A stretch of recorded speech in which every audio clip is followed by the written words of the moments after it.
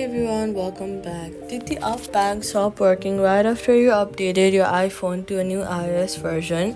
Here's the quick fix. First, restart your iPhone completely. Hold the side button and the volume down at the same time. Slide to power off. Wait 30 seconds, then turn it back on. iOS updates create temporary conflicts with banking apps specifically, and a full restart clears most of them right away. After restarting, open the App Store and then tap on your profile picture icon at the top right and scroll down for looking for Up in the available update list. Up typically pushes an iOS compatibility update within a few days of a major iOS release. Tap Update immediately if one is showing. If there is no update yet and Up is still broken, go to Settings, then go to General, iPhone Storage. Scroll down and find Up in the app list and then tap Offload app.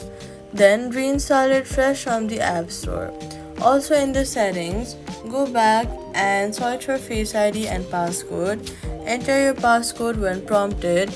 Scroll down to other apps and confirm Face ID is still toggled on since iOS updates sometimes resets individual app permissions.